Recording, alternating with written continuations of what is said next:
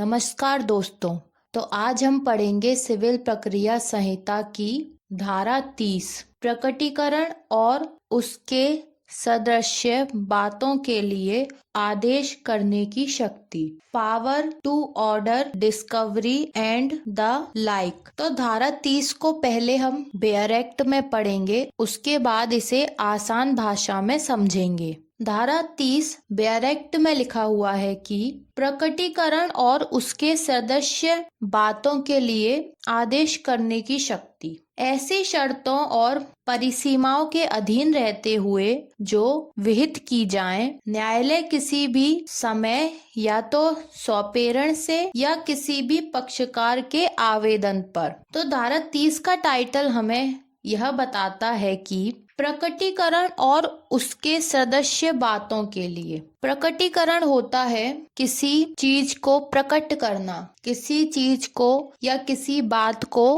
प्रकट करना यानी कि सामने रखना। तो प्रकटीकरण यानी कि जब एक पक्षकार दूसरे पक्षकार से किसी बात का प्रकटीकरण करवाना चाहता है, किसी बात को प्रकट करवाना चाहता है, तो वह न्यायालय के माध्यम से प्रकटीकरण करवाता है। तो धारा 30 बोलती है प्रकटीकरण और उसके सदस्य बातों के लिए, यानी कि उससे मिलती जुलती बातों के लिए, उसके ही पास वाली किसी बात के लिए आदेश करने की शक्ति। तो धारा 30 में हम यह देखेंगे कि प्रकटीकरण और उससे मिलती जुलती किसी बात के लिए आदेश कौन कर सकता है और आदेश किस लिए और किस कारण से किया जा रहा है और आदेश किसको किया जा रहा है। तो लिखा हुआ है ऐसी शर्तों और परिसीमाओं के अधीन रहते हुए। तो ऐसी शर्तों और परिसीमाओं यानी लिमिटेशन के अधीन रहते हुए, किन लिमिटेशन के अधीन रहते हुए? जो विहित की जाए, जो बताई जाए, उन परिसीमाओं और उन शर्तों के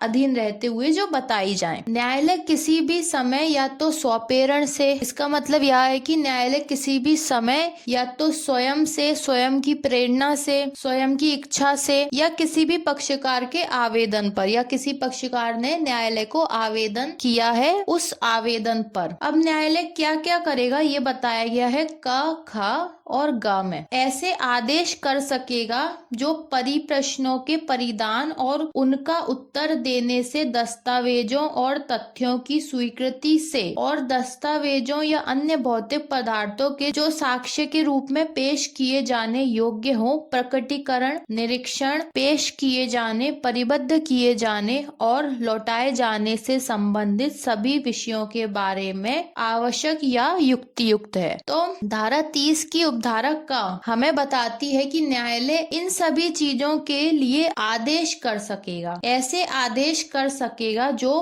परिप्रश्नों के परिदान, यानी कि परिप्रश्न क्या होते हैं? परिप्रश्न होते हैं जब एक पक्षकार के द्वारा दूसरे पक्षकार से जो प्रश्न पूछे जाते हैं या उनसे जो पूछताछ की जाती है, जो प्रश्न पूछे जाते हैं, उन्हें कहा जाता है परिप्रश्न। तो वो परिप्रश्न जिस भी पक्षकार को दूसरे पक्षकार से पूछने होते हैं, वह पक्षकार जिसे प्रश्न पूछने हैं वह उन प्रश्नों को न्यायालय को परिदान कर देता है, न्यायालय को देता है। तो परिप्रश्नों के परिदान, परिदान होता है कि प्रश्नों को न्यायालय को सौंप देना या दे देना और उनका उत्तर देने से, और उन परिप्रश्नों का जो भी उत्तर होगा उस जवाब को दे देने से, दस्तावेजों और तथ्यों की स्वीकृति से, मतलब मामले में जो भी दस्तावेज या जो भी तथ्यों को स्वीकार किया गया है उनसे, और दस्तावेजों या अन्य भौतिक पदार्थों के जो साक्ष्य के रूप में पेश किए जाने योग्य हो। और दस्तावेज या अन्य ऐसे कोई भौतिक पदार्थ, भौतिक पदार्थ यानी होता है कि कोई भी ऐसा ठोस,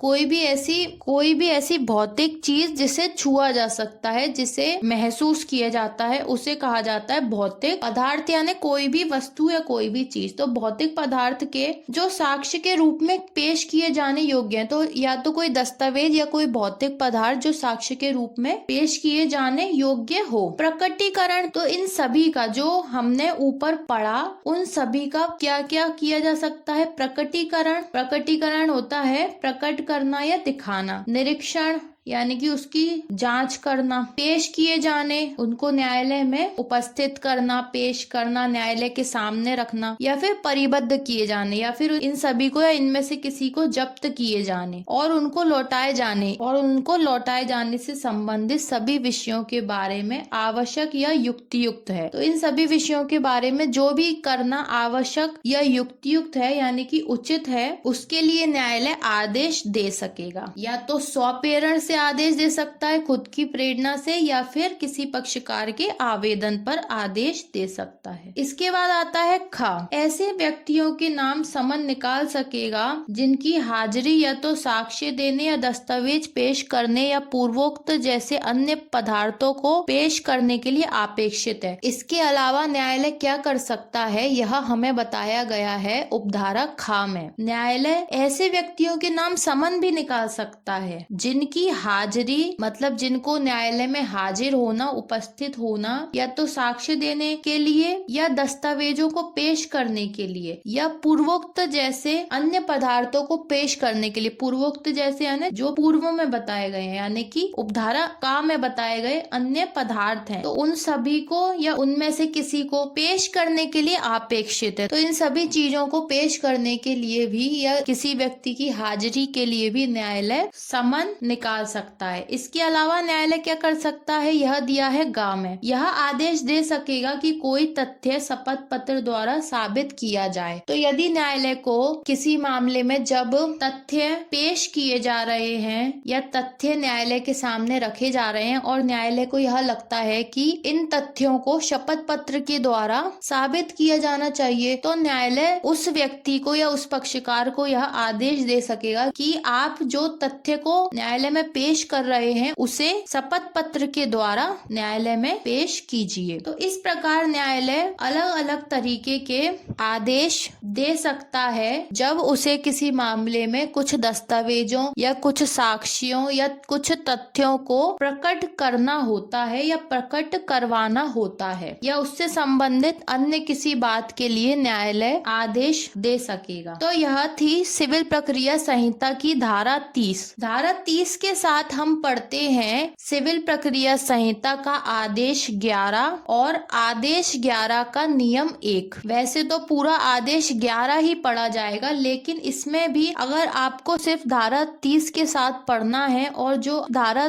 30 के साथ मिलता जुलता नियम है वह है आदेश 11 का नियम 1। अब हम आदेश 11 का नियम 1 पहले ब्यारेक्ट में पढ़ेंगे, उसके बाद इसे धीरे धीरे समझते हुए चलेंगे। आदेश 11 नियम 1 में लिखा है कि परिप्रश्नों द्वारा प्रकटीकरण कराना, डिस्कवरी बाय इंटेरोगेटरीज। किसी भी वाद में वादी या प्रतिवादी, विरोधी पक्षकारों या ऐसे पक्षकारों में से किसी एक या अधिक की परीक्षा करने के लिए लिखित परिप्रश्न न्यायालय की इजाजत से परिदत्त कर सकेगा, और परिदत्त किए जाते समय परिप्रश्नों में यह पाद टिप्पण होगा कि ऐसे व्यक्तियों में से हर एक ऐसे परिप्रश्नों में से किनका उत्तर देने के लिए अपेक्षित है, परंतु कोई भी पक्षकार एक ही पक्षकार को परिप्रश्न के एक संवर्ग से अधिक उस प्रयोजन के लिए आदेश के बिना परिदत्त नहीं करेगा, परंतु यह और भी कि वे परिप्रश्न जो वाद में प्रश्नगत किन्हीं विषयों से संबंधित नहीं है, इस बात के होते हुए भी विसंगत समझे जाएंगे कि साक्षी की मौखिक प्रतिपरीक्षा करने में वे ग्राह्य होते। तो आदेश 11 का नियम 1 परिप्रश्नों द्वारा प्रकटीकरण कराने की बात करता है कि जो न्यायालय में जो भी साक्ष्यों या दस्तावेजों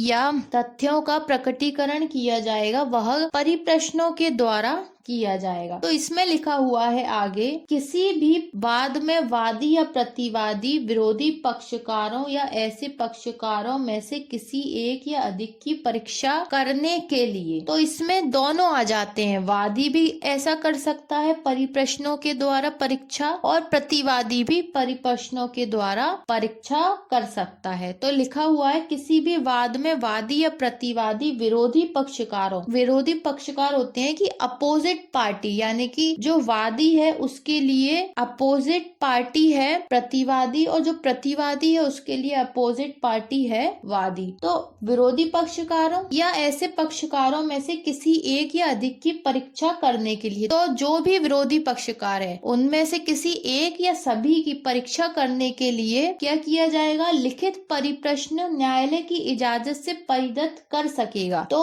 उनकी परीक्षा करने के लिए, विरोधी पक्षकारों की परीक्षा करने के लिए लिखित परिप्रश्न न्यायालय की इजाजत से परिदत्त कर सकेगा। किसे परिदत्त कर सकेगा, किसे दे सकेगा? परिदत्त होता है देना, तो न्यायालय को दे सकेगा। और परिदत्त किए जाते समय परिप्रश्नों में यह पाद टिप्पण होगा कि, और जब वह न्यायालय को इन परिप्रश्नों को परिदत्त करेगा, यानी कि इन परिप्रश्नों को देगा, उस समय उस परिप्रश्न में यह पाद टिप्पण होगा का मतलब है कि यह बात लिखी हुई होगी। टिप्पण होता है लिखा हुआ होना, पाद यानी कि कोई भी बात या कोई भी पद, तो यह बात लिखी हुई होगी कि ऐसे व्यक्तियों में से हर एक ऐसे परिप्रश्नों में से किनका उत्तर देने के लिए अपेक्षित है। तो जब कोई पक्षकार अपने परिप्रश्न बनाकर न्यायालय को देगा कि इन परिप्रश्नों की सहायता से न्यायालय में विरोधी पक्षकारों की परीक्षा की जाए, तो उन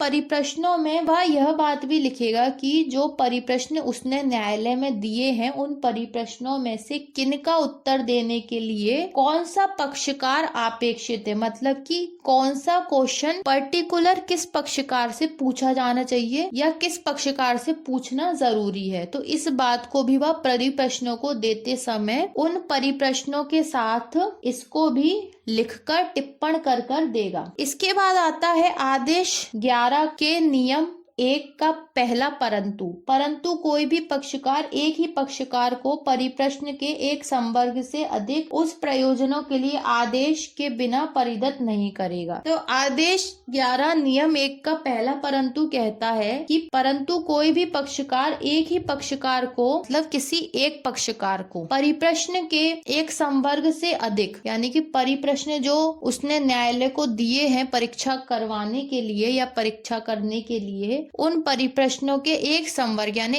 एक वर्ग, एक उसका जो वर्ग है, वर्ग होता है कि प्रश्नों का एक गुच्छा या प्रश्नों का एक वर्ग, तो एक वर्ग से अधिक उस प्रयोजनों के लिए आदेश के बिना परिदत्त नहीं करेगा। मतलब कि यदि किसी मामले में एक से अधिक पक्षकार हैं तो किसी एक पक्षकार से एक ही परिप्रश्नों का कोई एक संवर्ग ही पूछा जाएगा और दूसरे पक्षकार से कोई दूसरा संवर्ग यानी दूसरा वर्ग पूछा जाएगा। एक संवर्ग से अधिक उस प्रयोजनों के लिए आदेश के बिना परिदत्त नहीं करेगा। तो अगर उसको कोई अधिक क्वेश्चन पूछने हैं किसी पक्षकार से तो उसे पहले न्यायालय की इजाजत लेनी पड़ेगी या न्यायालय का आदेश लेना पड़ेगा। आदेश के बिना वह ऐसे कोई प्रश्न परिदत्त नहीं करेगा का मतलब है ऐसे कोई क्वेश्चन नहीं देगा या कोई क्वेश्चन नहीं पूछेगा। इसके बाद आता है आदेश 11 नियम 1 का परंतु यह और भी कि वे परिप्रश्न जो वाद में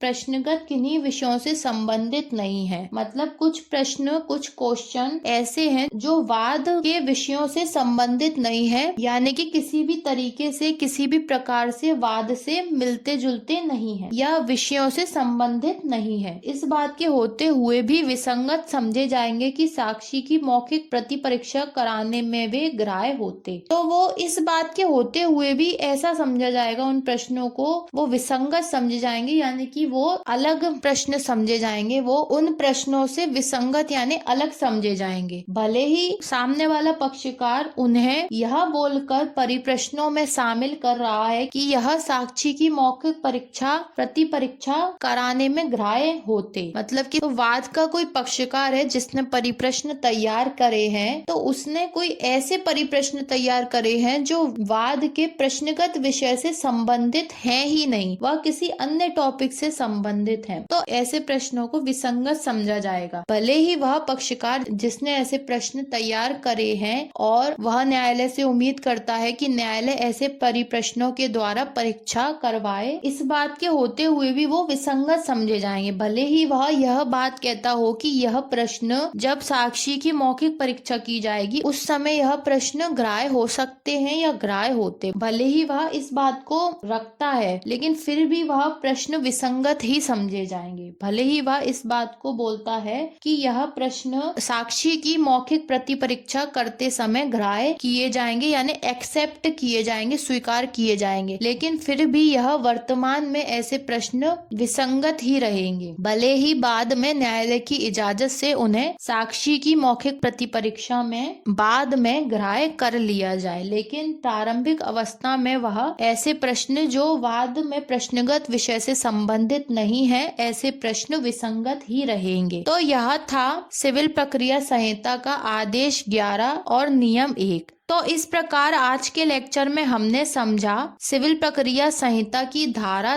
30 और आदेश 11 नियम 1 को। अब मिलते हैं अगले लेक्चर में। धन्यवाद।